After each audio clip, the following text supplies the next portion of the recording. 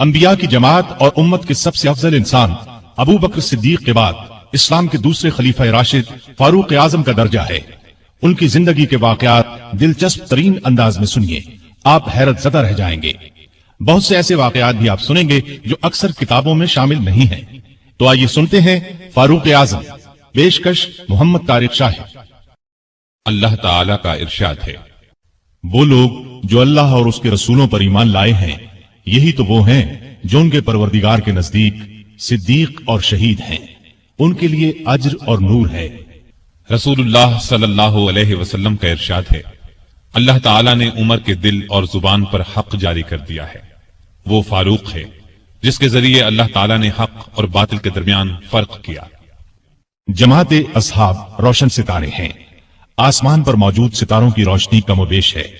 یہی مثال صحابہ کرام رضی اللہ عنہم کی ہے، لیکن ہیں سبھی روشن۔ ان میں سب سے نمایاں، سب سے روشن اور سب سے تابناک بہرحال پہلے 4 صحابہ رضی اللہ عنہم ہی ہیں۔ یہی پہلے 4 اصحاب خلفائے راشدین ہیں۔ عشرہ مبشرہ میں بھی سب سے پہلے انہی کا نام ہے۔ آج ہم آپ کو انوکھی خصوصیات والے انسان کی کہانی سناتے ہیں۔ اللہ کے رسول صلی اللہ علیہ وسلم نے اپنے 10 صحابہ کا نام لے کر فرمایا تھا، میرے یہ 10 صحابہ جنتی ہیں۔ گویا انہیں دنیا ہی میں جنتی ہونے کی بشارت عطا ہوئی۔ ان میں سے ایک سیدنا عمر فاروق رضی اللہ عنہ ہیں۔ انبیاء کی جماعت کے بعد اور مسلمانوں کے پہلے خلیفہ راشد یار غار سیدنا ابو بکر کے بعد اس دنیا میں سب سے زیادہ فضیلت دوسرے خلیفہ راشد سیدنا عمر فاروق ہی کو حاصل ہے۔ نبی صلی اللہ علیہ وسلم نے ان کے بارے میں اس طرح دعا فرمائی تھی، اے اللہ اسلام کو عمر کے ذریعے سے قوت اور عزت دے۔ ان کے زمانے میں اسلامی حکومت 22 لاکھ مربع میل رقبے تک پھیل گئی۔ بعض موقعوں پر ان کی تائید میں آیات نازل ہوئیں۔ ان کی خلافت کا زمانہ بہترین اسلامی حکومت کا زمانہ تھا۔ اتنے بڑے حکمران ہوتے ہوئے دوپہر کے وقت شہر سے باہر گرم زمین پر کوئی پتھر وغیرہ سر کے نیچے رکھ کر قیلولہ کر لیتے تھے۔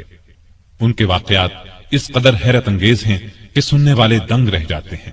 بڑے بڑے طاقتور حکمران ان کے نام سے کانپتے تھے، جبکہ خود ان کا یہ حال تھا کہ جسم پر کھردرا لباس ہوتا تھا۔ آپ یقیناً ان کی زندگی کے انوکھے اور آپ پڑھنا پسند کریں گے، لیکن آج آپ پڑھنے کی بجائے سن کر دیکھیں، آپ کو ایک عجیب سا فرحت بخش احساس ہوگا۔ سیدنا عمر فاروق رضی اللہ عنہ ہجری سال شروع ہونے سے 40 سال پہلے 583 عیسوی یا 584 عیسوی میں مکے میں پیدا ہوئے۔ نبی کریم صلی اللہ علیہ وسلم ان سے 13 سال پہلے دنیا میں تشریف لا چکے تھے۔ والدین نے نام عمر رکھا، کنیت ابو حفص تھی، لقب فاروق تھا، یعنی حق اور باطل میں فرق کرنے والا۔ یہ لقب انہیں نبی کریم صلی اللہ علیہ وسلم نے عطا فرمایا۔ حضرت عمر کا سلسلہ نسب 8ویں پشت میں نبی کریم سے جا ملتا ہے۔ آپ نے دنیا میں آنکھ کھولی تو مکے میں قریش کی سرداری تھی۔ یہ قبیلہ اسماعیل علیہ السلام کی اولاد سے تھا۔ قریش کے آگے چل کر 10 کے قریب قبیلے بن گئے۔ ان میں نبی کریم بنو ہاشم سے تھے، ابو بکر بنو تیم سے اور عمر فاروق بنو عدی سے۔ 10 کے 10 قبیلوں کے سپرد الگ الگ کام تھے۔ مثلا کوئی خانہ کعبہ کی دیکھ بھال کرتا تھا تو کوئی حاجیوں کو پانی پلاتا تھا، کوئی جھگڑوں کے فیصلے کرتا تھا۔ بنو عدی کے ذمے 2 کام تھے۔ قریش کو کوئی ایلچی بھیجنا ہوتا تو یہ بھیجتے تھے۔ دوسرا کام یہ تھا کہ 2 گروہوں میں جھگڑا ہو جاتا تو بنو عدی کا سردار فیصلہ کرتا تھا۔ بنو عدی کے گھر صفا اور مروہ پہاڑیوں کے درمیان میں تھے۔ عمر یہیں پیدا ہوئے اور پرورش پائی۔ ان کے والد خطاب بنو عدی کے سردار تھے۔ جس زمانے میں نبی کریم صلی اللہ علیہ وسلم نے نبوت کا اعلان کیا، خطاب فوت ہو چکے تھے۔ سیدنا عمر کے بچپن کے حالات کسی کتاب میں نہیں ملتے۔ اتنا ذکر ملتا ہے کہ بڑے ہوئے تو باپ نے اونٹ چرانے پر لگا دیا۔ اونٹ چراتے ہوئے کبھی تھک کر بیٹھ جاتے تو باپ مارا کرتا تھا۔ جوانی کی عمر کو پہنچنے تک لکھنا پڑھنا سیکھ لیا تھا۔ نبی کریم صلی اللہ علیہ وسلم نے جب اعلان نبوت کیا تو قریش میں کل 17 آدمی لکھنا پڑھنا جانتے تھے۔ ان میں عمر فاروق بھی تھے۔ اس کے علاوہ انہوں نے سپاہگری، تیغ زنی اور گھڑ سواری میں کمال حاصل کیا۔ گھڑ سواری کا حال یہ تھا کہ اچھل کر گھوڑے پر بیٹھ جاتے۔ کشتی کا فن بھی سیکھا۔ اونچے قد کے طاقتور آدمی تھے، چوٹی کے کئی پہلوانوں سے مقابلے جیتے۔ شاعر نہیں تھے، اشعار پسند کرتے تھے۔ تقریر کرنے کا ڈھنگ بھی آتا تھا۔ مزاج میں غصہ اور سختی تھی۔ جوان ہونے پر تجارت کا پیشہ اختیار کیا۔ نبی کریم نے نبوت کا اعلان کیا تو ان کی عمر 27 سال تھی۔ उस वक्त कुरैश में बहुत ऊंची हैसियत के मालिक थे, मक्के के मुअज्जज लोगों में शुमार होता था। उनके भाई जैद बिन खत्ताब, बहन फातिमा बिनते खत्ताब और बहनोई सईद बिन जैद ने जल्द ही इस्लाम कबूल कर लिया। लेकिन उमर अपने बाप दादा के मजहब पर सख्ती से कायम रहे, डटकर इस्लाम की मुखालिफत की, मुसलमान हो जाने वालों को मारते पीटते थे। मारते पीटते 6 साल गुजर गए, लेकिन उमर किसी एक इंसान को भी इस्लाम से न फेर सके। इस दौरान में कुछ वाकयात ऐसे पेश आए जिनकी वजह से वो सख्त उलझन में पड़ गए। कभी इस्लाम की तरफ माइल होते, कभी मुसलमानों के खिलाफ नफरत महसूस करते। इसकी वजह यह थी कि रसूल करीम सल्लल्लाहु अलैहि वसल्लम के मुताल्लिक कुरैश के काफिरों ने मशहूर कर रखा था कि वो जादूगर हैं। उस जमाने में एक रोज उन्होंने रसूल पाक सल्लल्लाहु अलैहि वसल्लम को हरम शरीफ के अंदर नमाज पढ़ते देखा तो वो आपके पीछे खड़े हो गए। उस वक्त आप सल्लल्लाहु अलैहि वसल्लम कुरान पाक की सूरतुल हाका की बुलंद आवाज में तिलावत कर रहे थे। अल्लाह के कलाम ने उन पर बहुत असर किया। उन्हें यकीन हो गया कि आप न तो जादूगर हैं और न शायर हैं। दिल में इस्लाम के लिए नर्म गोशा पैदा हो गया, लेकिन बाप दादा का मजहब छोड़ने पर अब भी तैयार न हुए। कासिम बिन उस्मान की रिवायत में आया है कि एक दिन तबीयत ने जोश मारा, इरादा किया कि जिस हस्ती की वजह से वो उलझन में हैं, क्यों न उन्हें खत्म कर दें। चुनाचे नंगी तलवार हाथ में लेकर निकले। रास्ते में एक मुसलमान नुऐम बिन अब्दुल्लाह मिल गए। उन्होंने पूछा, खैर तो है, नंगी तलवार लिए कहां जा रहे हैं? बोले, मुहम्मद को कत्ल करने जा रहा हूं। नुऐम ने कहा कि पहले अपने घर की खबर तो लें, आपकी बहन और बहनोई मुसलमान हो चुके हैं। सैयदना उमर उल्टे पांव बहनोई के घर पहुंचे। उस वक्त उनके बहनोई सईद बिन जैद और फातिमा बिनते खत्ताब के घर में रसूलुल्लाह सल्लल्लाहु अलैहि वसल्लम के एक सहाबी खब्बाब बिन अरत भी मौजूद थे। खब्बाब बिन अरत उन्हें कुरान सिखा रहे थे। उमर ने दरवाजे पर दस्तक दी तो खब्बाब घर के एक हिस्से में छुप गए। फातिमा ने कुरान के औराक छुपा दिए, लेकिन उमर तिलावत की आवाज सुन चुके थे। अंदर पहुंचकर पूछा, क्या पढ़ रहे थे? मुझे मालूम हुआ है कि तुम मुसलमान हो चुके हो, अपने बाप दादा के मजहब से फिर गए हो। यह कहकर उन्होंने दोनों को मारना पीटना शुरू कर दिया। बहन के सर पर एक लकड़ी मारी, उनके सर से खून बह निकला। उस वक्त दोनों मियां बीवी के मुंह से निकला, हां ए उमर, हम मुसलमान हो चुके हैं, अल्लाह के रसूल पर ईमान ले आए हैं, तुमसे जो हो सके कर लो, इस्लाम तो अब हमारे दिलों से नहीं निकल सकता। उमर ने बहन का खून देखा और ये अल्फाज सुने तो गुस्सा ठंडा हो गया। बोले, अच्छा, जो तुम पढ़ रहे थे मुझे दिखाओ। बहन ने और आप उन्हें दे दिए। उन पर सूरह तौहा लिखी थी। उन्होंने उसको पढ़ा तो बेइख्तियार पुकार उठे, वाह, कितना उम्दा और आला दर्जे का कलाम है। ये सुनकर खब्बाब बिन अरत भी बाहर निकल आए और बोले, ए उमर, मुझे उम्मीद है अल्लाह ताला ने अपने नबी की दुआ को पूरी करने के लिए आपको चुन लिया है।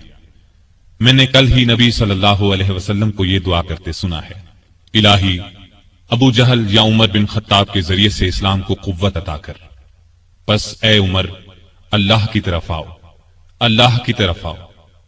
यह सुनकर सैयदना उमर फारूक ने कहा, मुझे मुहम्मद के पास ले चलो। नबी सल्लल्लाहु अलैहि वसल्लम उस वक्त दारे अरकम में थे। उमर रजी अल्लाह अन्हु खब्बाब बिन अरत के साथ कमर से तलवार लटकाए वहां पहुंचे। दरवाजे पर दस्तक दी। एक सहाबी ने अंदर से एक झरी में से झांक कर आप सल्लल्लाहु अलैहि वसल्लम को बताया, बाहर उमर तलवार कमर से लटकाए खड़े हैं, न जाने किस इरादे से आए हैं। आपके चचा सैयदना हमजा रजी अल्लाह अन्हु भी उस वक्त वहां मौजूद थे। ये बहुत बहादुर थे। फौरन बोले, उन्हें अंदर आने दो, नेक इरादे से आए तो ठीक, वरना उन्हीं की तलवार से उनका सर उड़ा दूंगा। रसूलुल्लाह सल्लल्लाहु अलैहि वसल्लम ने भी फरमाया, उन्हें आने दो। चुनाचे दरवाजा खोल दिया गया। उमर अंदर दाखिल हुए। आप सल्लल्लाहु अलैहि वसल्लम उठकर उनकी तरफ बढ़े। उनकी चादर को मुट्ठी में दबाकर जोर से खींचते हुए फरमाया, खत्ताब के बेटे, तुम किस इरादे से आए हो? सैयदना उमर रजी अल्लाह अन्हु ने अर्ज किया, ए अल्लाह के रसूल, मैं अल्लाह और उसके रसूल पर ईमान लाने के लिए हाजिर हुआ हूं। इस पर आप सल्लल्लाहु अलैहि वसल्लम ने जोर से अल्लाहु अकबर फरमाया। बाकी मुसलमानों ने भी अल्लाहु अकबर का नारा लगाया। अब उमर रजी अल्लाह अन्हु ने कलिमा पढ़ा, फिर बोले, ए अल्लाह के रसूल, क्या हम हक पर नहीं हैं? आपने फरमाया, उस जात की कसम जिसके कब्जे में मेरी जान है, तुम लोग हक पर हो। यह सुनकर सैयदना उमर फारूक ने अर्ज किया, जब हम हक पर हैं और काफिर गलत रास्ते पर, तो फिर अपना दीन क्यों छुपाएं? आपने फरमाया, ए उमर, अभी हमारी तादाद थोड़ी है, اور تم دیکھ رہے ہو کہ ہم کن حالات سے گزر رہے ہیں۔ سیدنا عمر نے یہ سن کر فرمایا، اس ذات کی قسم جس نے آپ کو نبی بنا کر بھیجا ہے، میں اسلام لانے سے پہلے جن لوگوں میں اٹھتا بیٹھتا تھا اب مسلمان ہو کر ان کے سامنے جاؤں گا۔ اس پر تمام مسلمان دار ارقم سے 2 صفیں بنا کر نکلے اور کعبے کی طرف روانہ ہوئے۔ ایک صف میں عمر تھے، دوسری میں حمزہ۔ سب نے مسجد حرام میں نماز ادا کی۔ قریش نے یہ دیکھا تو طیش میں آ گئے۔ اس وقت تو کچھ نہ کہا، جب عمر تنہا نظر آئے تو ان پر حملہ کر دیا۔ انہوں نے بھی ڈٹ کر مقابلہ کیا۔ آخر کافر انہیں چھوڑ کر چلے گئے۔ یہ واقعہ نبوت کے 6 سال پیش آیا۔ ایمان لانے کے بعد 6 سال تک مکے میں رہے، پھر دوسرے مسلمانوں کے ساتھ مدینہ کی طرف ہجرت کی۔ ایسے میں کفار کو مخاطب ہو کر فرمایا، میں آج مکے سے جا رہا ہوں، کسی میں ہمت ہے تو مجھے روک کر دکھائے۔ کوئی آگے نہ آیا۔ اس طرح آپ قباء پہنچے۔ پھر نبی کریم صلی اللہ علیہ وسلم اور ابو بکر ہجرت کر کے وہاں تشریف لائے۔ مسجد قباء کی تعمیر کے بعد سب نے مدینے کا رخ کیا۔ ہجرت کے وقت سیدنا عمر فاروق کی عمر 40 سال کے قریب تھی۔ اس کے بعد وہ 23 برس اس دنیا میں رہے۔ یہ سارا زمانہ مدینے میں گزارا، مسجد نبوی کی تعمیر میں حصہ لیا۔ آپ صلی اللہ علیہ وسلم نے مہاجرین اور انصار میں بھائی چارہ کرایا تو اتبان بن مالک کو ان کا بھائی بنایا۔ انہوں نے اپنا نصف مکان انہیں دے دیا۔ عبداللہ بن زید نے خواب میں اذان کے الفاظ سنے۔ انہوں نے یہ الفاظ نبی کریم صلی اللہ علیہ وسلم کو سنائے تو آپ صلی اللہ علیہ وسلم نے سیدنا بلال کو حکم دیا، اذان کہیں۔ جو ہی انہوں نے اذان شروع کی، سیدنا عمر فاروق اپنی چادر گھسیٹتے ہوئے آئے اور بولے، اے اللہ کے رسول صلی اللہ علیہ وسلم، اس ذات کی قسم جس نے آپ کو نبی بنا کر بھیجا ہے، میں نے بھی بالکل یہی الفاظ خواب میں سنے ہیں۔ یہ سن کر آپ بہت خوش ہوئے۔ آج تک اذان انہی الفاظ میں دی جا رہی ہے اور قیامت تک دی جاتی رہے گی۔ ہجرت کے دوسرے سال بدر کی لڑائی پیش آئی۔ سیدنا عمر فاروق بھی اس غزوے میں شریک ہوئے۔ اس غزوے میں انہوں نے ایک نامی بہادر عاص بن ہشام کو قتل کیا۔ یہ رشتے میں ان کا ماموں تھا۔ اگلے سال احد کی لڑائی ہوئی۔ سیدنا عمر اس لڑائی میں بھی شریک ہوئے۔ بدر کی لڑائی میں عمر فاروق کی بیٹی سیدہ حفصہ بیوہ ہو گئی تھی۔ نبی کریم صلی اللہ علیہ وسلم کی خواہش پر سیدنا عمر نے ان کا نکاح آپ سے کر دیا۔ اس طرح وہ رسول کریم صلی اللہ علیہ وسلم کے سسر بنے۔ ان کی بیٹی کو مومنوں کی ماں کا درجہ حاصل ہوا۔ ہجرت کے 5ویں سال شوال میں خندق کی لڑائی پیش آئی۔ سیدنا عمر نے بھی خندق کھودی۔ خندق کے ایک حصے کی حفاظت سیدنا عمر کے سپرد کی گئی۔ بعد میں اس جگہ ان کے نام سے مسجد تعمیر کی گئی جو آج بھی موجود ہے۔ ہجرت کے 6 سال نبی کریم صلی اللہ علیہ وسلم نے کعبے کی زیارت کا ارادہ فرمایا۔ آپ 1400 صحابہ کے ساتھ روانہ ہوئے، ان میں سیدنا عمر بھی تھے۔ حدیبیہ کے مقام پر کافروں سے جو معاہدہ ہوا تو کچھ دوسرے صحابہ کے ساتھ وہ سیدنا عمر پر بھی گراں گزرا۔ وہ رسول اللہ صلی اللہ علیہ وسلم کی خدمت میں حاضر ہوئے اور عرض کی، کیا آپ اللہ کے سچے نبی نہیں ہیں؟ آپ نے فرمایا، یقیناً میں اللہ کا سچا نبی ہوں۔ کہا، کیا ہم حق پر اور ہمارا دشمن باطل پر نہیں ہے؟ آپ نے فرمایا، ہم حق پر اور ہمارا دشمن باطل پر ہے۔ کہا، اے اللہ کے رسول، جب ہم حق پر اور ہمارا دشمن باطل پر ہے تو پھر دب کر کیوں صلح کریں؟ آپ نے فرمایا، میں اللہ کا رسول ہوں، اللہ کے حکم کے خلاف نہیں کرتا، وہی میرا مددگار ہے۔ سیدنا عمر پھر ابو بکر صدیق کے پاس گئے اور ان سے بھی یہی کہا تو انہوں نے فرمایا، اے جوان، بلا شبہ نبی کریم صلی اللہ علیہ وسلم اللہ کے رسول ہیں۔ وہ اپنے رب کی نافرمانی نہیں کر سکتے اور وہی ان کا ناصر و مددگار ہے۔ بس ان کی رکاب کو تھامے رہو، یعنی ہر معاملے میں ان کی فرما برداری کرو۔ نبی کریم صلی اللہ علیہ وسلم نے فرمایا، میں اللہ کا رسول ہوں، اللہ کے حکم کے خلاف نہیں کرتا، وہی میرا مددگار ہے۔ تب جا کر سیدنا عمر کو اطمینان ہوا۔ نبی کریم صلی اللہ علیہ وسلم واپس روانہ ہوئے تو سورہ فتح نازل ہوئی۔ آپ نے سیدنا عمر کو بلا کر اللہ تعالیٰ کا یہ ارشاد سنایا کہ ہم نے آپ کو کھلی فتح عطا کی۔ ساتھ ہی آپ نے فرمایا، مجھ پر آج ایسی سورت نازل ہوئی ہے جو مجھے اس دنیا سے زیادہ پیاری ہے۔ سیدنا عمر رضی اللہ عنہ نے حدیبیہ کی صلح کے موقع پر جو گفتگو کی تھی وہ خلوص نیت پر مبنی تھی۔ پھر بھی انہیں تمام زندگی اس بات کا افسوس رہا کہ کیوں انہوں نے اس طرح کے سوال جواب کیے۔ اس کے بدلے میں انہوں نے بہت سے روزے رکھے، کئی غلام آزاد کیے اور بہت سی نفل نمازیں پڑھی۔ ہجرت کے 7ویں سال خیبر کی لڑائی ہوئی، اس میں بھی سیدنا عمر رضی اللہ عنہ شریک تھے۔ ذی-قعدہ 7 ہجری میں نبی صلی اللہ علیہ وسلم عمرے کے لیے تشریف لے گئے۔ 2000 مسلمان آپ کے ساتھ تھے، سیدنا عمر بھی ان میں شامل تھے۔ ذات سلاسل کی جنگ میں بھی شریک ہوئے۔ سلاسل جگہ کا نام ہے، یا اس مقام پر قبیلہ جزام کا ایک چشمہ تھا جس کا نام سلسل تھا۔ مسلمان لشکر اسی چشمے پر اترا تھا، اسی لیے اس غزوے کو ذات السلاسل کہا جاتا ہے۔ 8 ہجری 10 رمضان کو رسول اللہ صلی اللہ علیہ وسلم 10,000 ہتھیار بند صحابہ کے ساتھ مدینے سے مکے کی طرف روانہ ہوئے۔ ان میں سیدنا عمر بھی شامل تھے۔ مکے سے کچھ فاصلے پر آپ صلی اللہ علیہ وسلم نے پڑاؤ ڈالا۔ اس میدان کا نام اب وادی فاطمہ ہے۔ قریش کے سردار ابو سفیان نے 2 آدمیوں کو حالات معلوم کرنے کے لیے بھیجا۔ پھر ابو سفیان خود نبی کریم صلی اللہ علیہ وسلم کی خدمت میں حاضر ہوئے۔ ایسے میں سیدنا عمر رضی اللہ عنہ نے عرض کیا، اے اللہ کے رسول، مجھے اجازت دیں میں ابو سفیان کا سر اڑا دوں، لیکن آپ نے ایسا کرنے کی اجازت نہ دی۔ اس موقع پر ابو سفیان نے اسلام قبول کیا۔ ان کے بعد مکے کے باقی ماندہ لوگ بھی مسلمان ہو گئے۔ فتح مکہ کے بعد غزوہ حنین پیش آیا۔ اس غزوے کی ابتدا میں مسلمانوں کے پاؤں اکھڑ گئے۔ صرف رسول اللہ صلی اللہ علیہ وسلم چند صحابہ کے ساتھ میدان میں کھڑے رہے۔ ان میں سیدنا عمر بھی تھے۔ پھر سیدنا عباس رضی اللہ عنہ کی آواز پر مسلمان پلٹے اور کفار کو شکست دی۔ تبوک کی لڑائی کے لیے سیدنا عمر نے اپنے مال کا نصف حصہ نبی صلی اللہ علیہ وسلم کی خدمت میں پیش کیا۔ حجۃ الوداع کے موقع پر بھی سیدنا عمر ساتھ تھے۔ اس حج کے بعد ہی آپ صلی اللہ علیہ وسلم اس دنیا سے رخصت ہوئے۔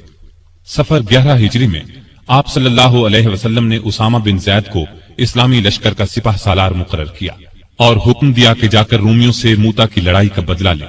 موتا کی لڑائی ہجرت کے 8ویں سال میں ہوئی تھی۔ اس میں اسامہ کے والد زید اور بہت سے صحابہ رضی اللہ عنہم شہید ہو گئے تھے۔ چنانچہ آپ نے یہ لشکر روانہ فرمایا۔ اس میں بڑے بڑے صحابہ کے ساتھ سیدنا عمر بھی شریک تھے۔ آپ صلی اللہ علیہ وسلم نے رحلت فرمائی تو سیدنا عمر رضی اللہ عنہ کو آپ کی وفات کا یقین ہی نہیں آتا تھا۔ وہ یہ اعلان کر رہے تھے، جو شخص یہ کہے گا کہ رسول اللہ صلی اللہ علیہ وسلم نے وفات پائی ہے، میں اس کی گردن اڑا دوں گا۔ پھر ابو بکر رضی اللہ عنہ کے سمجھانے پر یقین آیا کہ نبی صلی اللہ علیہ وسلم رحلت فرما چکے ہیں۔ آپ صلی اللہ علیہ وسلم کی وفات کے بعد خلافت کے مسئلے پر مسلمانوں میں اختلاف پیدا ہوا تو اس موقع پر سیدنا عمر نے ابو بکر رضی اللہ عنہ کا نام خلافت کے لیے سب کے سامنے رکھا۔ سبھی نے اس سے اتفاق کیا۔ ابو بکر کے بارے میں سیدنا عمر کے یہ الفاظ ہیں، ابو بکر رسول اللہ صلی اللہ علیہ وسلم کے صحابی ہیں، غار کے ساتھی ہیں، یہ تمام مسلمانوں سے زیادہ تمہارے معاملات کے والی ہونے کے حقدار ہیں۔ خلیفہ بننے کے بعد سیدنا ابو بکر نے سب سے پہلے اسامہ بن زید کا لشکر روانہ فرمایا۔ یہ لشکر نبی کریم صلی اللہ علیہ وسلم کی شدید علالت کی وجہ سے مدینہ سے باہر مقام جرح پر ٹھہر گیا تھا اور پھر وفات کی وجہ سے روانہ نہ ہو سکا تھا۔ اس موقع پر سیدنا ابو بکر نے اسامہ بن زید سے کہا کہ سیدنا عمر فاروق رضی اللہ عنہ کو ان کے پاس چھوڑ جائیں کیونکہ ان کے مشوروں کی ضرورت پڑے گی۔ اسامہ بن زید نے خوشی سے یہ بات منظور کی۔ ابو بکر کی خلافت 2.25 برس رہی۔ تمام عرصے میں سیدنا عمر ان کے خاص مشیر رہے۔ اس دوران میں سیدنا عمر نے سیدنا ابو بکر کو مشورہ دیا کہ قرآن کو ایک جگہ جمع کر دیا جائے۔ انہوں نے یہ مشورہ اس لیے دیا کہ یمامہ کی لڑائی میں قرآن مجید کے حافظ بہت سے صحابہ شہید ہو گئے تھے۔ آخر یہ کام زید بن ثابت، سیدنا عمر اور بہت سے دوسرے صحابہ رضی اللہ عنہم کی مدد سے مکمل ہوا۔ جمادی الاولیٰ 13 ہجری میں سیدنا ابو بکر سخت بیمار ہو گئے۔ بچنے کی امید نہ رہی تو انہوں نے خلافت کے بارے میں چند بڑے بڑے صحابہ سے مشورہ کیا۔ خود انہوں نے سیدنا عمر کا نام تجویز کیا۔ بعض صحابہ نے اس پر کہا کہ وہ مزاج کے بہت سخت ہیں۔ اس پر ابو بکر نے فرمایا جب ان پر خلافت کا بوجھ پڑے گا تو نرم ہو جائیں گے۔ اس طرح تمام مسلمانوں کا سیدنا عمر کی خلافت پر اتفاق ہو گیا۔ سیدنا ابو بکر نے آخر وقت میں سیدنا عمر کو یہ وصیت کی کہ عراق میں مسلمان ایرانیوں سے لڑ رہے ہیں، ان کے لیے فوراً مدد بھیجی جائے۔ اس وصیت کے بعد 22 جمادی الاخری کو سیدنا ابو بکر نے وفات پائی۔ تمام مسلمانوں نے خوشی سے سیدنا عمر کی بیعت کر لی۔ اس طرح وہ مسلمانوں کے دوسرے خلیفہ راشد بنے۔ خلیفہ بنتے ہی انہوں نے ابو بکر کی وصیت کے مطابق عراق کی طرف ایک لشکر روانہ کیا۔ ابو عبیدہ رضی اللہ عنہ کو لشکر کا سالار مقرر فرمایا اور اس طرح مسلمانوں کی عظیم الشان فتوحات کا سنہری دور شروع ہوا۔ Iraq, Madain, Hulwan, Jazira, Khuzestan, Nahavand, Isfahan, Hamadan, Azerbaijan, Tabaristan, Armenia, Fars, Kerman, خراسان، سیستان، مکران، دمشق، حمص، لاذقیہ، یرموک، قنسرین، حلب، انطاکیہ اور بیت المقدس فتح ہوئے۔ بیت المقدس کی فتح کا واقعہ کچھ اس طرح ہے کہ مجاہدین اسلام نے قریباً 3 سال میں سارا شام فتح کر لیا۔ اب فلسطین کے صرف 2 بڑے شہر رہ گئے تھے، بیت المقدس جسے یروشلم بھی کہا جاتا ہے اور قیصاریہ۔ اس زمانے میں فلسطین شام ہی کا حصہ تھا۔ 16 ہجری میں مسلمانوں نے دوسری لڑائیوں سے فارغ ہو کر بیت المقدس کا محاصرہ کر لیا۔ اس شہر میں ابراہیم علیہ السلام، اسحاق علیہ السلام، سلیمان علیہ السلام، عیسیٰ علیہ السلام اور دوسرے نبیوں کی بہت سی یادگاریں ہیں۔ رسول اللہ صلی اللہ علیہ وسلم کی بھی معراج کے سفر میں پہلی منزل یہی تھی۔ مسلمانوں کا پہلا قبلہ بھی یہی تھا۔ نہ صرف یہودی اور عیسائی بلکہ مسلمان بھی اس کی بہت عزت کرتے تھے اور کرتے ہیں۔ مسلمانوں نے جب بیت المقدس کا محاصرہ کیا تو شہر کے باشندوں نے شہر کے دروازے بند کر لیے۔ چند دن تو اس طرح گزرے، پھر انہوں نے مسلمانوں کے سپہ سالار ابو عبیدہ بن جراح کو پیغام بھیجا کہ ہم شہر مسلمانوں کے حوالے کرنے کے لیے تیار ہیں، لیکن شرط یہ ہے کہ مسلمانوں کے خلیفہ خود یہاں آئیں اور صلح کا معاہدہ کریں۔ ابو عبیدہ بن جراح نے یہ بات سیدنا عمر کو لکھ بھیجی۔ خلیفہ ثانی سیدنا عمر نے صحابہ سے مشورہ کر کے وہاں جانے کا فیصلہ کیا۔ آپ نے رجب 16 ہجری میں حضرت علی رضی اللہ عنہ کو اپنا قائم مقام بنایا اور روانہ ہو گئے۔ اس وقت دنیا کے بڑے بڑے حکمران ان کا نام سن کر کانپتے تھے، لیکن اپنے وقت کے سب سے بڑے حاکم کے سفر کا حال یہ تھا کہ چند بزرگ صحابہ کے سوا ان کے ساتھ کوئی نہیں تھا۔ فوج، نہ خیمے، نہ قارے، نہ جھنڈے، ایک اونٹ پر سوار تھے۔ اس پر ستو اور کھجور کے 2 تھیلے لادے ہوئے تھے۔ ایک طرف پانی کی مشک لٹک رہی تھی، راستے میں کھانے کا وقت آتا تو سب مل کر کھا لیتے۔ آپ کا لباس بہت معمولی سا تھا۔ بیت المقدس کے قریب پہنچے تو صحابہ نے مشورہ دیا کہ لباس تبدیل کر لیں، قیمتی پوشاک پیش کی، لیکن آپ نے وہ لباس پہننے سے انکار کر دیا اور فرمایا، اللہ نے ہمیں جو عزت دی ہے وہ اسلام کی وجہ سے ہے اور ہمارے لیے یہی کافی ہے۔ غرض اسی حالت میں شہر میں داخل ہوئے۔ عیسائیوں نے شہر آپ کے حوالے کر دیا۔ مسلمانوں نے وہاں ایک مسجد بنائی، اس کا نام مسجد عمر رکھا۔ یہ آج بھی موجود ہے اور اب تک مسجد عمر کہلاتی ہے۔ 14 ہجری میں مسلمانوں نے ہمس کو فتح کر لیا تھا۔ 17 ہجری کو روم کے بادشاہ ہرقل نے ہمس مسلمانوں سے چھیننے کے لیے سمندر کے راستے فوج بھیجی۔ اس فوج نے ہمس کا محاصرہ کر لیا۔ جزیرے کے لوگوں نے بھی ہرقل کو ایسا کرنے پر اکسایا تھا، چنانچہ جزیرے سے بھی 30,000 فوج آ کر ہرقل کی فوج سے مل گئی۔ سیدنا ابو عبیدہ بن جراح رضی اللہ عنہ نے ان حالات کی اطلاع سیدنا عمر فاروق کو بھیجی تو انہوں نے ان کی مدد کے لیے مزید فوج روانہ کی۔ دوسری طرف سہیل بن عدی کی سرکردگی میں ایک فوج جزیرے کی طرف روانہ کر دی۔ خود بھی مدینے سے چل کر دمشق آ گئے تاکہ نزدیک سے تمام حالات پر نظر رکھ سکیں۔ سہیل بن عدی جزیرے کی طرف بڑھے تو جزیرے سے ہمس کی طرف روانہ ہونے والی فوج کو اپنے گھر کی فکر پڑ گئی۔ وہ ہرقل کی فوج کا ساتھ چھوڑ کر واپس جزیرے چلے گئے۔ ادھر ابو عبیدہ بن جراح نے خالد بن ولید کے مشورے سے شہر سے نکل کر ہرقل کی فوج پر حملہ کر دیا۔ گھمسان کی لڑائی کے بعد رومیوں نے بدترین شکست کھائی۔ 4,000 رومیوں نے اسلام قبول کر لیا، 4,000 مارے گئے اور باقی بھاگ نکلے۔ اس لڑائی کے بعد پھر کبھی ہرقل کو شام پر چڑھائی کی جرت نہ ہوئی۔ 18 ہجری میں عراق میں طاعون کی وبا پھیلی، اس میں بڑے بڑے صحابہ فوت ہو گئے۔ چند ایک کے نام یہ ہیں: ابو عبیدہ بن جراح جو مسلمانوں کی فوج کے سپہ سالار بھی تھے، معاذ بن جبل رضی اللہ عنہ، یزید بن ابی سفیان رضی اللہ عنہ، شرحبیل بن حسنہ رضی اللہ عنہ اور کئی بڑے بڑے صحابہ اس وبا میں فوت ہوئے۔ دور فاروقی میں عرب میں قحط پڑا، ایسے میں سیدنا عمر نے رعایا کی خبر گیری میں دن رات ایک کر دیا۔ انسانوں کے لیے خوراک تھی نہ جانوروں کے لیے۔ سیدنا عمر کو انسانوں اور جانوروں کی یہ بدحالی دیکھ کر بہت صدمہ ہوا۔ انہوں نے بیت المال میں جتنا غلہ تھا سب مسلمانوں میں تقسیم کر دیا، جو نقدی تھی وہ بھی مسلمانوں میں تقسیم کر دی۔ تمام صوبوں کے حاکموں کو خط لکھے کہ فوراً زیادہ سے زیادہ غلہ روانہ کرو۔ چنانچہ ابو عبیدہ بن جراح نے شام کے علاقے سے 4,000 اونٹ غلے سے لدے ہوئے بھیجے۔ عمرو بن عاص نے مصر سے سمندر کے راستے بحری جہاز روانہ کیے، ان میں ہر جہاز پر 6,000 من غلہ لدا ہوا تھا۔ جب یہ جہاز مدینے کی قریبی بندرگاہ پر پہنچے تو سیدنا عمر خود انہیں دیکھنے کے لیے بندرگاہ پہنچے۔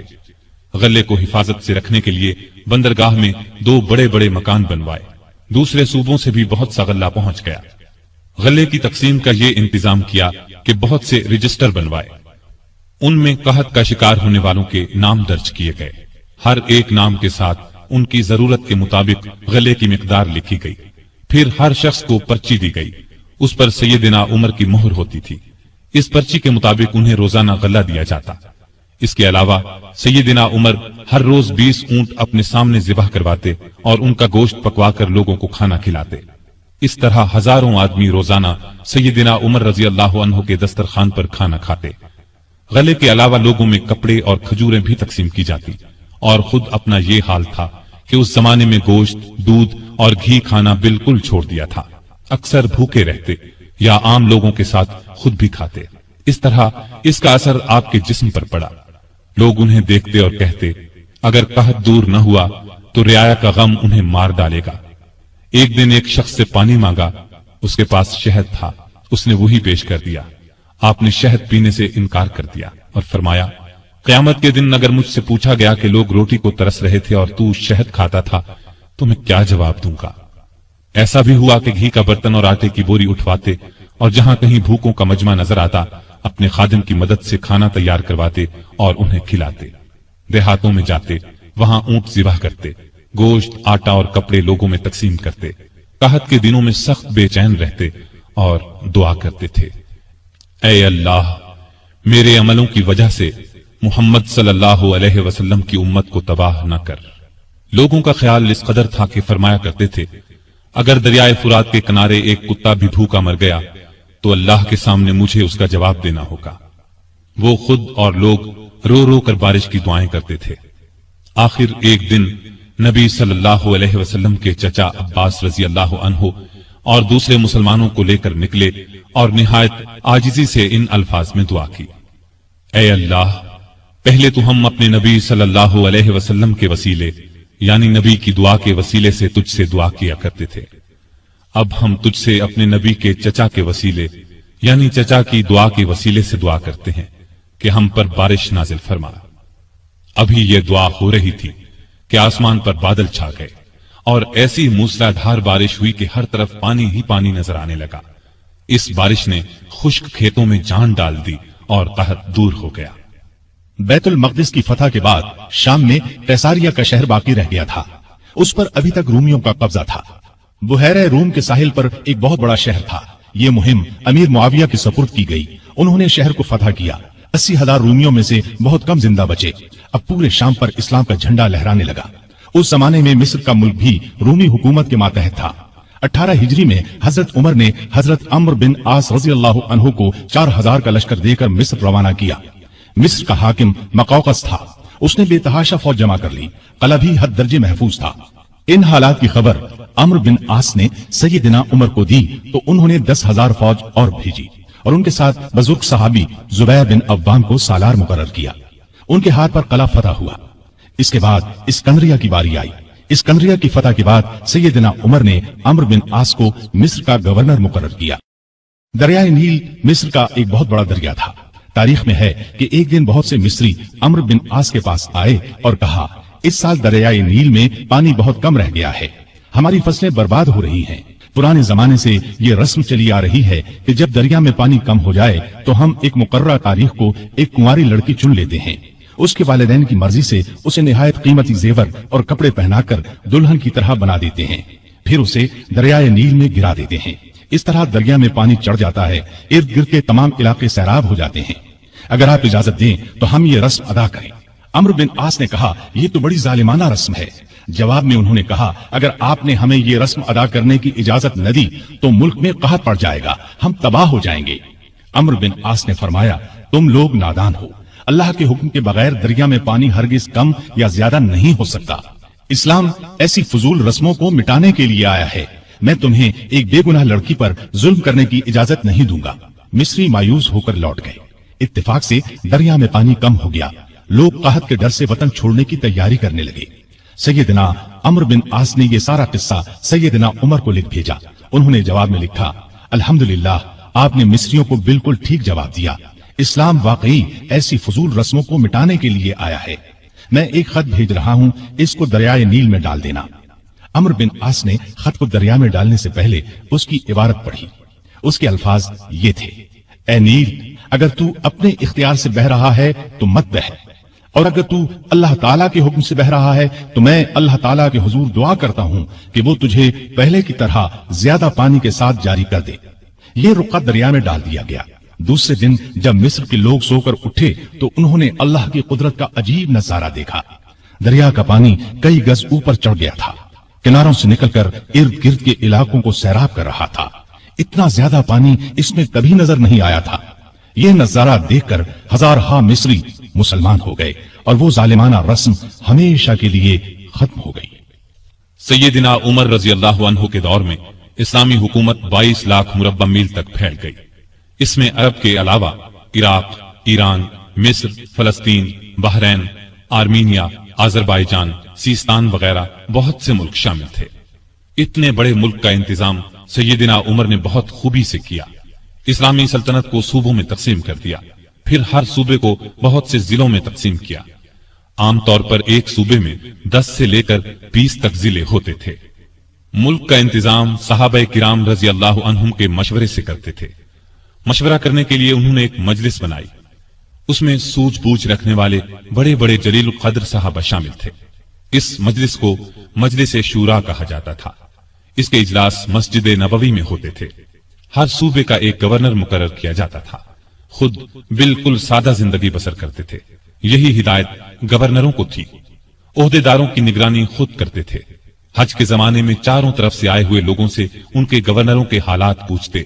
लोग बेधड़क शिकायत करते। लोगों के सामने इस किस्म का खुतबा देते, लोगों, तुम पर जो लोग हाकिम मुकर्रर किए गए हैं वो इसलिए नहीं भेजे गए कि तुम्हें मारें पीटें और तुम्हारा माल छीन लें, बल्कि उन्हें मैं इसलिए भेजता हूं कि वो तुम्हें रसूलुल्लाह सल्लल्लाहु अलैहि वसल्लम के तरीके सिखाएं। अगर किसी ने इसके खिलाफ किया है तो मुझसे बयान करो ताकि मैं उसका बदला लूं। लोगों को आम इजाजत थी कि वो किसी वक्त भी अपनी शिकायत पेश कर सकते थे। एक मर्तबा मिस्र के एक गरीब शख्स ने शिकायत की कि गवर्नर के बेटे ने बिला वजह उसे पीटा है। आपने बाप बेटे को बुलवा लिया। जब दोनों आ गए तो सैयदना उमर ने उस गरीब को कोड़ा देकर फरमाया, जितने कोड़े उसने तुम्हें मारे थे उतने ही तुम इसे मारो। उस गरीब ने कोड़े मारने शुरू किए।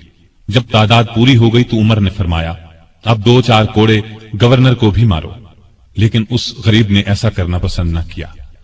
जजीरे के गवर्नर के बारे में इत्तला मिली कि वो बारीक लिबास पहनते हैं।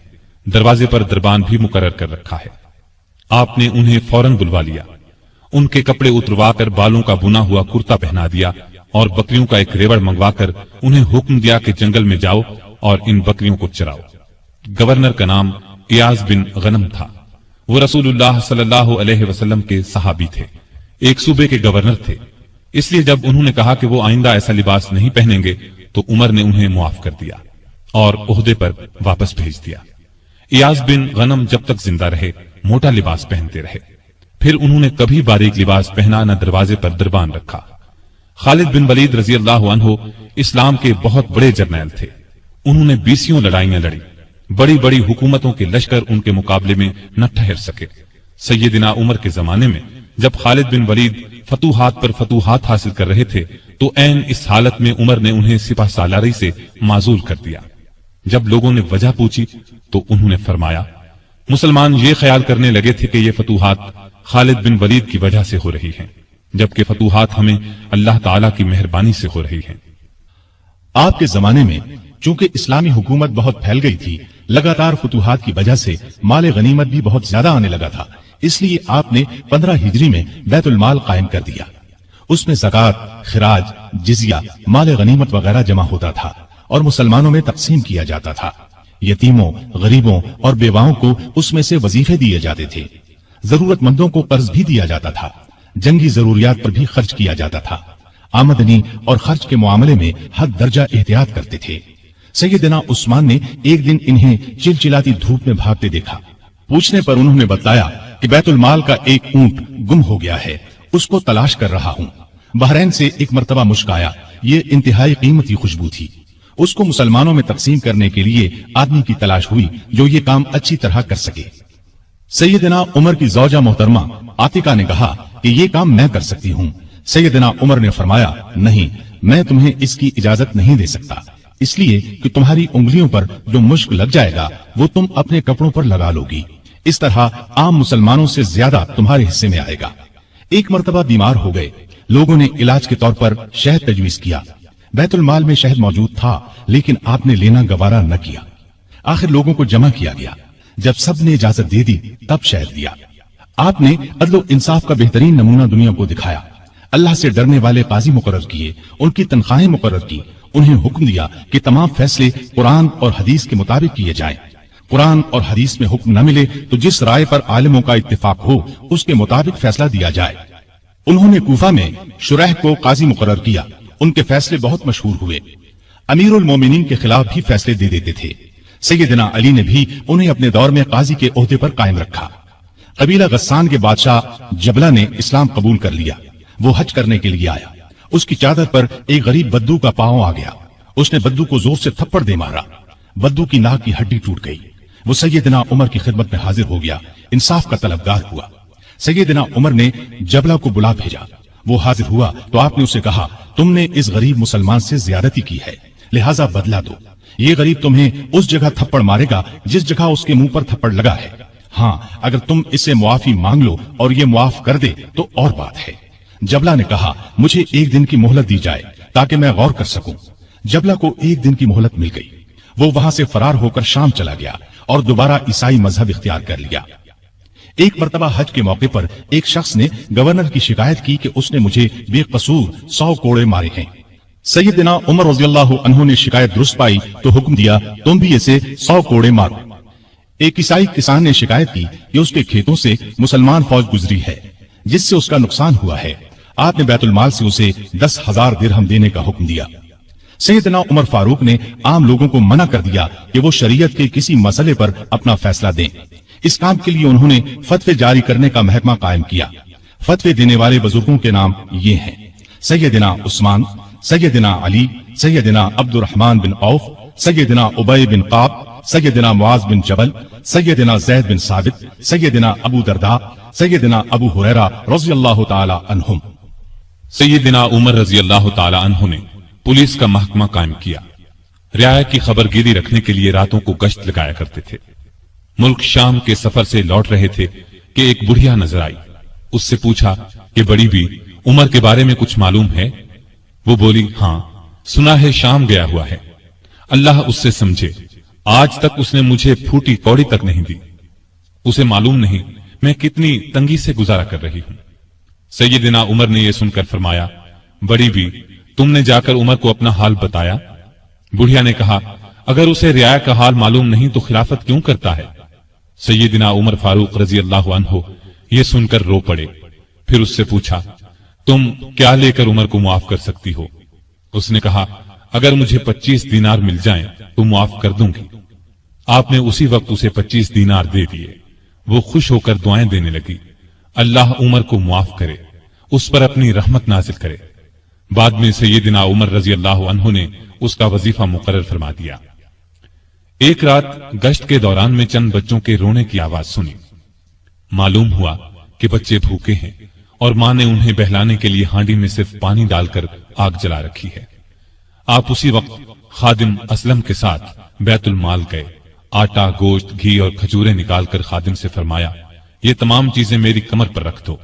असलम ने अर्ज किया, आप क्यों तकलीफ करते हैं, मैं उठा लेता हूं। आपने फरमाया, नहीं, क़यामत के दिन मेरा बोझ तुम नहीं उठाओगे। फिर सब चीजें अपनी कमर पर लाद कर लाए। खुद खाना तैयार किया, खुद चूल्हा फूंका। खाना तैयार होने पर अपने सामने बच्चों को खिलाया। उन्होंने पेट भर कर खाया, फिर उछलने कूदने लगे। सैयदना उमर उन्हें उछलते कूदते देखते और खुश होते रहे। औरत ने उनसे कहा, अल्लाह तुम्हें नेक बदला दे। अमीरुल मोमिनीन बनने के लायक तो तुम हो, न कि सैयदना उमर। सैयदना उमर फारूक रज़ियल्लाहु अन्हु ये सुनकर मुस्कुराए, फिर वापस मदीना आए और उस औरत का वजीफा मुकर्रर कर दिया। एक रोज शाम के वक्त मदीने के बाहर एक काफिला उतरा। सैयदना उमर ने अब्दुर्रहमान बिन औफ रज़ियल्लाहु अन्हु को साथ लिया और रात भर काफिले का पहरा देते रहे। एक काफिले में एक नन्हे बच्चे को रोते देखा तो उसकी मां पर नाराज हुए कि बच्चे को दूध क्यों नहीं पिलाती। वो आपको पहचानती नहीं थी। कहने लगी, अमीरुल मोमिनीन ने हुक्म दिया है कि जब तक बच्चे मां का दूध पीते रहें बैतुल माल से उनका वजीफा मुकर्रर न किया जाए। मैं इसका दूध छुड़ा रही हूं ताकि वजीफा लग जाए। ये है इसके रोने की वजह। सैयदना उमर ये सुनकर रोए, फिर ऐलान कर दिया कि जिस दिन कोई बच्चा पैदा होगा उसका वजीफा उसी दिन से मुकर्रर हो जाएगा। ایک مرتبہ لوگوں کو کھانا کھلا رہے تھے، ایک شخص کو بائیں ہاتھ سے کھانا کھاتے دیکھا۔ نزدیک جا کر اس سے کہا، دائیں ہاتھ سے کیوں نہیں کھاتے؟ اس نے کہا، میرا دائیں ہاتھ موتا کی لڑائی میں کٹ گیا تھا۔ یہ سن کر سیدنا عمر رونے لگے، اس کے پاس بیٹھ گئے اور بولے، افسوس، تمہیں وضو کون کراتا ہوگا؟ پھر اس کی خدمت کے لیے ایک خادم دیا اور ضرورت کی چیزیں اس کے گھر بھجوائیں۔ ایک رات گشت کے دوران میں ایک عورت کی آواز سنی، وہ اپنی بچی سے کہہ رہی تھی، دودھ میں پانی ملا دے۔ بیٹی نے یہ سن کر کہا، ماں، امیر المؤمنین کا حکم ہے کوئی دودھ میں پانی نہ ملائے۔ ماں نے یہ سن کر کہا، باتیں نہ بنا، پانی ملا۔ امیر المؤمنین کون سا دیکھ رہے ہیں؟ لڑکی نے کہا، امیر المؤمنین تو نہیں دیکھ رہے، مگر اللہ تو دیکھ رہا ہے۔ سیدنا عمر نے ماں بیٹی کی یہ گفتگو سنی تو اپنے خادم سے کہا، اس گھر کو اچھی طرح پہچان لو۔ دوسرے دن ان کے بارے میں پتہ کروایا۔ انہیں لڑکی کی ایمانداری اس قدر پسند آئی کہ اپنے بیٹے عاصم کے لیے رشتہ مانگ لیا۔ اس طرح یہ شادی ہوئی۔ بنو امیہ کے عمر بن عبدالعزیز رحمت اللہ علیہ اسی خاتون کے نواسے تھے۔ انہیں عدل و انصاف، سادگی، پرہیزگاری کی وجہ سے دوسرا عمر کہا جاتا ہے۔ ان کا دور بہترین دور ہوا۔ مدینے کی ایک بے سہارا اندھی عورت کے گھر کی صفائی امیر المومنین خود کیا کرتے تھے۔ رسول اللہ صلی اللہ علیہ وسلم کے ایک صحابی سعید بن یربوک کی آخری عمر میں بینائی جاتی رہی۔ ان کے لیے ایک خادم مقرر کیا جو انہیں مسجد تک لاتا تھا۔ راستہ چلتے ایک عورت نے سیدنا عمر فاروق کو روک لیا اور کہا، میں رسول اللہ صلی اللہ علیہ وسلم کے صحابی خفاف بن ایما کی بیٹی ہوں۔ شوہر فوت ہو گیا ہے، چھوٹے چھوٹے بچے ہیں، کوئی زمین بھی نہیں ہے، بچوں کو گھر میں چھوڑ کر محنت مزدوری بھی نہیں کر سکتی کہ بچوں کو کوئی نقصان نہ پہنچ جائے۔ حضرت عمر نے اس کی پوری بات توجہ سے سنی اور فرمایا، تم تھوڑی دیر یہیں ٹھہرو۔ یہ کہہ کر گھر گئے۔ واپس لوٹے، ایک موٹے تازے اونٹ پر بہت سا سامان لدا ہوا ساتھ لائے۔ اس پر کپڑے اور نقد رقم بھی تھی۔ اس عورت سے فرمایا، یہ اونٹ لے جاؤ، جب ختم ہو جائے تو بتا دینا۔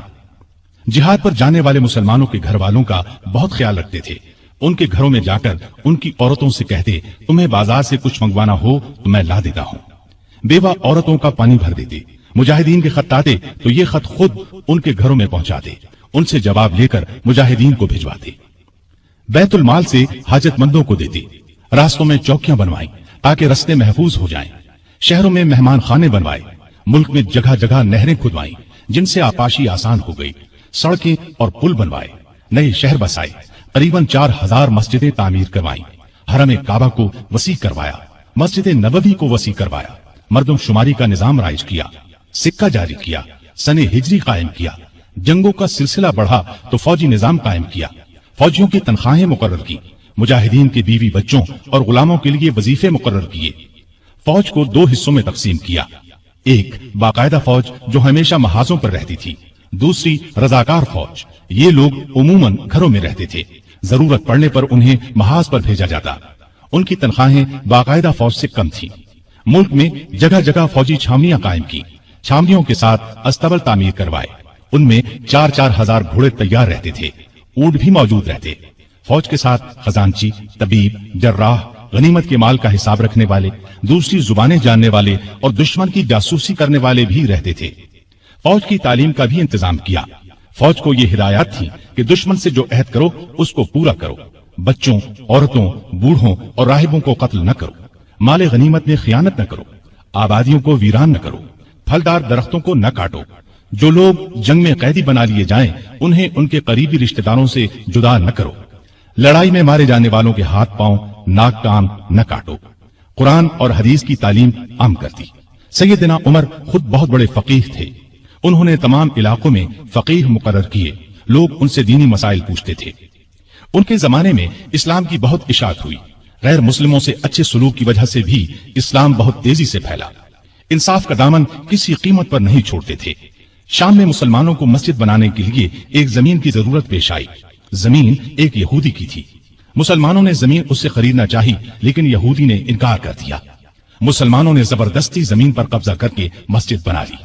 یہودی نے سیدنا عمر سے شکایت کی۔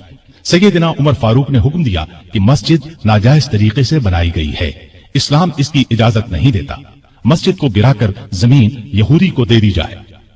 چنانچہ زمین یہودی کو واپس دے دی گئی۔ اس نے اس جگہ اپنا مکان بنا لیا۔ سیدنا عمر فاروق رضی اللہ عنہ دعا کیا کرتے تھے کہ اے اللہ مجھے اپنی راہ میں شہادت نصیب فرما، مجھے اپنے رسول کے شہر میں موت دے۔ خلافت کی 11ویں سال اللہ تعالیٰ نے ان کی یہ دونوں دعائیں پوری کر دیں۔ ذی الحج 23 ہجری میں حج کے لیے مکہ گئے۔ آپ جب حجر اسود کو بوسہ دیتے تو کہتے تھے، اے حجر اسود، میں جانتا ہوں کہ تو ایک پتھر ہے، تو نہ نفع دے سکتا ہے اور نہ نقصان۔ اگر میں نے رسول اللہ صلی اللہ علیہ وسلم کو تیرا بوسہ لیتے ہوئے نہ دیکھا ہوتا تو میں تیرا بوسہ نہ لیتا۔ یہ سیدنا عمر کی توحید کا کمال نمونہ ہے۔ حج سے فارغ ہو کر اس مہینے کی آخری تاریخوں میں واپس لوٹے۔ جمعے کے دن مسجد میں خطبہ دیا جو بہت طویل تھا۔ اس میں لوگوں کو بہت نصیحتیں کی۔ اس خطبے میں آپ نے ایک خواب کا ذکر کیا اور فرمایا، میں سمجھتا ہوں میری موت کا وقت آ پہنچا ہے۔ اس کے ساتھ ہی خلافت کے بارے میں کچھ ایسی باتیں بیان کی جن سے معلوم ہوتا تھا کہ آئندہ ہونے والے خلیفہ کے بارے میں پریشان ہیں۔ مدینے میں مغیرہ بن شعبہ کا ایک غلام تھا۔ یہ ایرانی تھا، اچھا کاریگر تھا۔ اس کا نام ابو لؤلؤ فیروز تھا۔ ایک دن سیدنا عمر سے شکایت کی کہ میں دن بھر کام کر کے جو کچھ کماتا ہوں میرا آقا اس میں سے بہت زیادہ رقم لے لیتا ہے، اس میں کمی کرا دیں۔ سیدنا عمر نے پوچھا، تم کون سا کام جانتے ہو؟ اس نے کہا، میں لوہار بھی ہوں، بڑھئی بھی ہوں اور بیل بوٹے بھی بنانا جانتا ہوں۔ سیدنا عمر نے دریافت کیا، تمہارا آقا تم سے روزانہ کتنی رقم لیتا ہے؟ اس نے کہا، 2 درہم روزانہ۔ اس پر سیدنا عمر نے فرمایا، تم جو کام جانتے ہو اس کے مقابلے میں تو یہ رقم زیادہ معلوم نہیں ہوتی۔ اس پر ابو لؤلؤ ناراض ہو کر چلا گیا۔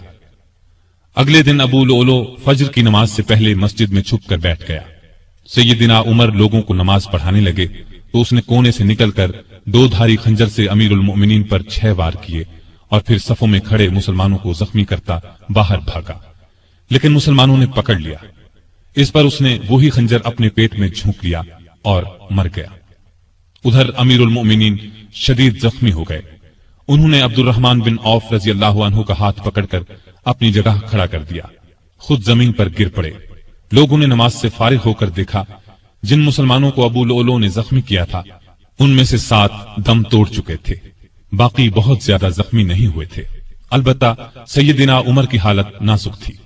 ایسے میں انہوں نے عبداللہ بن عباس سے پوچھا، مجھے کس نے مارا ہے؟ انہوں نے بتایا، مغیرہ بن شعبہ کے غلام ابو لؤلؤ نے۔ یہ سن کر فرمایا، اللہ کا شکر ہے، میری موت کسی ایسے شخص کے ہاتھ سے نہیں ہوئی جو اسلام کا دعویٰ کرتا ہو۔ لوگ انہیں اٹھا کر گھر لائے، دودھ پلایا گیا تو وہ زخموں کے راستے باہر آ گیا۔ اب سب کو یقین ہو گیا کہ امیر المؤمنین کا آخری وقت آ پہنچا ہے۔ لوگ غم سے نڈھال ہو گئے، ان سے ملنے کے لیے آنے لگے۔ ایک نوجوان ایسے میں ملنے آیا، اس نے کہا، اے امیر المؤمنین، آپ اللہ کی بشارت سے خوش ہو جائیں۔ آپ ان اصحاب میں سے ہیں جو بہت پہلے اسلام لائے اور رسول اللہ کے ساتھی بنے۔ خلیفہ بنائے گئے تو آپ نے انصاف سے کام لیا، پھر آخر آپ کو شہادت نصیب ہو گئی۔ یہ سن کر سیدنا عمر نے فرمایا، اے بھتیجے، اللہ کرے یہ چیزیں میرے گناہوں کے برابر برابر ہی ہو جائیں، مجھے کوئی عذاب ہو نہ ثواب۔ مطلب ان کے کہنے کا یہ تھا کہ بس عذاب سے بچ جاؤں۔ وہ نوجوان واپس جانے لگا تو سیدنا عمر فاروق رضی اللہ عنہ کی نظر اس کی چادر پر پڑی جو زمین کو چھو رہی تھی۔ اس نازک حالت میں بھی انہیں شریعت کا اس قدر پاس تھا کہ فرمایا، اس نوجوان کو واپس بلاؤ۔ اسے واپس ان کے سامنے لایا گیا تو فرمایا، اے بھتیجے، اپنا تہبند اونچا باندھو، اس سے کپڑا بھی صاف رہے گا اور تمہارے رب کے نزدیک یہ پرہیزگاری کی بات بھی ہے۔ سیدنا ابن عباس رضی اللہ عنہ نے ان کا مرتبہ اور نیکیاں بیان کی تو فرمایا، اللہ کی قسم، اگر میرے پاس دنیا بھر کا سونا ہوتا تو اس سے پہلے کہ میں اللہ کے عذاب کو دیکھوں میں اسے اللہ کی راہ میں دے دیتا، یعنی عذاب کے خوف سے سارا سونا خیرات کر دیتا۔ اس کے بعد اپنے بیٹے عبداللہ کو بلایا، ان سے پوچھا کہ مجھ پر کتنا قرض ہے۔ انہوں نے حساب لگا کر بتایا 86,000 درہم۔ اس پر انہیں کچھ ہدایات دی۔ آخر میں فرمایا، اس قرض کو میری طرف سے ادا کر دینا۔ اس کے بعد فرمایا، ام المومنین عائشہ صدیقہ رضی اللہ تعالی عنہا کے پاس جاؤ اور کہو، عمر بن خطاب آپ کو سلام کہتا ہے اور اپنے 2 ساتھیوں یعنی نبی کریم صلی اللہ علیہ وسلم اور ابو بکر کے ساتھ دفن ہونے کی اجازت چاہتا ہے۔ عبداللہ بن عمر عائشہ صدیقہ کی خدمت میں حاضر ہوئے. وہ اس وقت سیدنا عمر کے صدمے میں رو رہی تھی. ان کا پیغام سن کر فرمایا، یہ جگہ میں نے اپنی قبر کے لیے رکھی تھی، لیکن اپنے آپ پر عمر کو ترجیح دیتی ہوں. سیدنا عبداللہ یہ جواب سن کر واپس آئے اور سیدنا عمر کو ان کا جواب بتایا. آپ نے اللہ کا شکر ادا کیا، پھر فرمایا، میں مر جاؤں تو میرا جنازہ اٹھا کر وہاں لے جانا اور انہیں سلام کر کے ایک بار پھر عرض کرنا، عمر بن خطاب اجازت طلب کرتا ہے. اگر اجازت دے دیں تو مجھے اندر لے جا کر دفن کر دینا، اور اگر انکار کر دیں تو عام مسلمانوں کے قبرستان میں دفن کر دینا. حالت جب زیادہ نازک ہو گئی تو فرمایا، خلافت کا حقدار عثمان، علی، زبیر، عبد الرحمن بن عوف اور سعد بن ابی وقاص رضی اللہ عنہم سے زیادہ کسی کو نہیں سمجھتا. رسول اللہ صلی اللہ علیہ وسلم بھی وفات تک ان سے خوش تھے. ان میں سے جسے خلیفہ چن لیا جائے اس کی اطاعت کرنا. پھر اپنے بعد ہونے والے خلیفہ کو وصیت کی کہ مہاجرین اور انصار سے اچھا سلوک کرنا. جو لوگ ہماری پناہ میں آ گئے ان کی جانوں اور مالوں کی حفاظت کرنا. ان سے کیے ہوئے ہر عہد کو پورا کرنا. آپ 27 ذی الحج 23 ہجری کو زخمی ہوئے. 3 دن بعد یکم محرم 24 ہجری کو وفات پائی اور شہادت کے درجے پر فائز ہوئے. اس وقت عمر 63 سال تھی. جنازہ چارپائی پر رکھا گیا تو چاروں طرف لوگ جمع ہو گئے. سیدنا علی رضی اللہ عنہ آئے تو فرمایا، اللہ آپ پر رحم فرمائے. آپ نے کوئی ایسا شخص نہیں چھوڑا کہ اللہ کے سامنے جانے کے لیے مجھے اس کے عمل آپ کے عمل سے زیادہ پسند ہو. اللہ کی قسم مجھے امید تھی کہ اللہ آپ کو آپ کے دونوں ساتھیوں کے ساتھ رکھے گا، اس لیے کہ میں اکثر رسول اللہ صلی اللہ علیہ وسلم کو اس طرح فرماتے ہوئے سنا کرتا تھا، میں گیا اور ابو بکر و عمر گئے، میں داخل ہوا اور ابو بکر و عمر داخل ہوئے، میں نکلا اور ابو بکر و عمر نکلے. جنازہ حضرت صہیب رضی اللہ عنہ نے پڑھایا. حضرت علی، عثمان، سعد بن ابی وقاص اور عبد الرحمن بن عوف رضی اللہ عنہم نے قبر میں میت کو اتارا اور اسلام کے اس بہت بڑے فرزند کو ہمیشہ کے لیے رسول اللہ صلی اللہ علیہ وسلم اور سیدنا ابو بکر رضی اللہ عنہ کا ساتھ نصیب ہو گیا ہے. سیدنا عمر رضی اللہ عنہ نے کئی شادیاں کی. ان سے 8 یا 9 لڑکے، 4 یا 5 لڑکیاں ہوئیں. مشہور بیویوں کے نام یہ ہیں: زینب بنت مزعون رضی اللہ عنہا، عاتقہ بنت زید رضی اللہ عنہا، ام حکیم بنت حارث رضی اللہ عنہا، ام کلثوم بنت علی رضی اللہ عنہا. اولاد میں سے حفصہ، عبداللہ، عبید اللہ اور عاصم رضی اللہ عنہم بہت مشہور ہیں. حفصہ رضی اللہ عنہا کو رسول اللہ صلی اللہ علیہ وسلم کی پاک بیویوں میں شامل ہونے کا شرف حاصل ہے. وہ ام المومنین کہلائی. آپ میں اللہ کا خوف انتہا کو پہنچا ہوا تھا. عبادت کا شوق بھی بے حد تھا. راتوں کو جاگ کر نفل پڑھا کرتے تھے. قرآن کریم کی جن آیات میں قیامت کا ذکر ہے ان کو پڑھتے وقت بہت روتے. تراویح کی نماز کو انہوں نے باجماعت کرایا.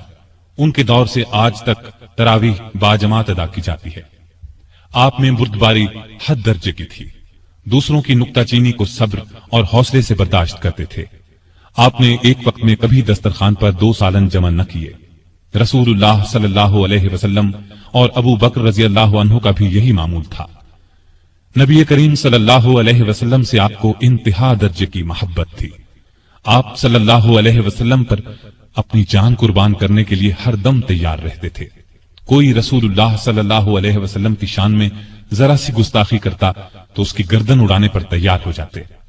ایک بار سیدنا عمر فاروق رضی اللہ عنہ نے فرمایا، اے اللہ کے رسول، مجھے آپ سے اپنی جان سے بھی زیادہ محبت ہے. نبی کریم صلی اللہ علیہ وسلم نے سیدنا عمر فاروق رضی اللہ عنہ کو دنیا ہی میں جنتی ہونے کی بشارت دی. سیدنا عمر فاروق رضی اللہ عنہ کے چند اقوال یہ ہیں: بزرگ بننے کے لیے علم حاصل کرو. جو آدمی خود کو عالم کہے وہ جاہل ہے. جو خود کو جنتی کہے وہ جہنمی ہے. جس سے تمہیں نفرت ہے اس سے ڈرتے رہو. بڑھاپے سے پہلے جوانی اور موت سے پہلے بڑھاپے کو غنیمت جانو. سب سے بری آوازیں 2 ہیں: نوحہ اور راگ یعنی گانا. کم بولنا دانائی، کم کھانا صحت، کم سونا عبادت اور عام لوگوں سے کم ملنا عافیت ہے۔ توبہ کی تکلیف سے گناہ کا چھوڑنا آسان ہے۔ برا چاہنے والوں کی دوستی سے پرہیز کرنا ضروری ہے۔ جو عیب سے واقف کرے وہ دوست ہے، اور جو اس پر تعریف کرے وہ ایسا ہے جیسے دوسرے کو ذبح کر دیا جائے۔ سلامتی گم نامی میں ہے۔ اللہ تعالی سیدنا عمر فاروق رضی اللہ عنہ پر رحمت فرمائے، آمین۔